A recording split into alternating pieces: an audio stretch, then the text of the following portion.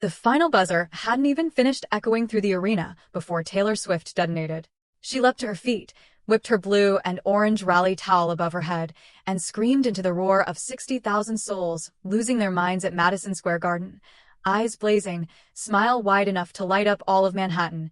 No longer the global pop icon the world couldn't stop watching, but simply a New Yorker who had just witnessed the impossible. The Knicks had just erased a 29-point deficit, the greatest comeback in NBA Finals history, snatching a 107-106 victory from the Spurs in the final heartbeat of the game, and Taylor Swift was right there, courtside, living every single second of it in her bones. She swung that tall like a victory flag, jumped with the cheerleaders, chanted with the crowd, and on her way out, gave the Garden one final bow, as if she were the one who'd just performed. But tonight, the stage wasn't hers. Tonight, she was just a fan swept up in pure, unscripted joy. And somehow, that was the most electric thing she'd done all week. Just 24 hours. That's all the time it took for Taylor Swift to perform on two completely different, yet equally brilliant, stages this week. From the dazzling lights of the Hollywood red carpet to the roar of Madison Square Garden, the 36-year-old pop star once again proved she's more than just an artist, a living, breathing cultural phenomenon that's experiencing every major American moment.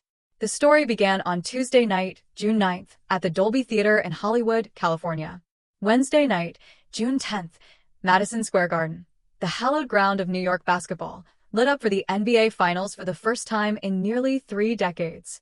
Swift appeared in the courtside wearing a blue t-shirt with the words, Stevie Nicks, printed in orange ink, a clever and playful tribute, combining the home team's name with the legendary rock musician Stevie Nicks of Fleetwood Mac.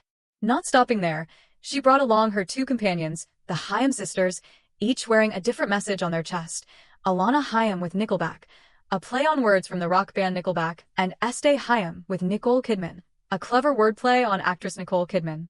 This trio of coordinated outfits immediately became a hot topic on social media before kickoff. Swift, whose fiancé Travis Kelce wasn't in the game, sat next to actress and Knicks veteran fan Mariska Hargitay.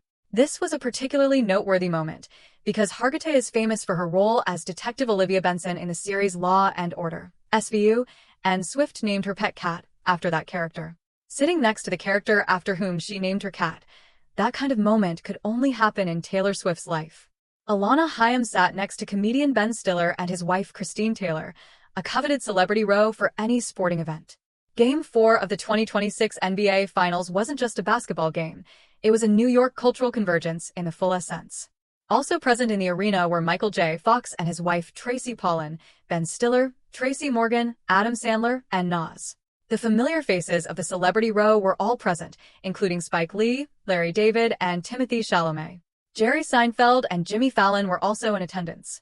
When she appeared on the arena's big screen, Swift was met with enthusiastic cheers as she proudly showed off her shirt and shouted, "Let's go." A brief moment, but enough to ignite the energy of the entire stadium. And the cameras couldn't take their eyes off her all night. Swift was captured blowing a kiss into the camera after the Knicks' victory over the Spurs in Game 4. But Wednesday night at Madison Square Garden wasn't just about the stars in the stands. The Knicks looked buried in Game 4 against the San Antonio Spurs, trailing 76-49 at halftime after Victor Wembanyama helped the visitors build a massive lead. The atmosphere at Madison Square Garden was heavy. Even the celebrity row, with all those famous faces, couldn't hide their anxiety. But the Knicks counterattacked and shocked the Spurs in Game 4 in Manhattan. OG Anunoby dashed into the middle of the lane and made a tip-in that gave the Knicks the lead in the final seconds of the game, ultimately leading the New York team to a 107-106 victory. ESPN called that late game play a play New Yorkers will remember for the rest of their lives after Anunoby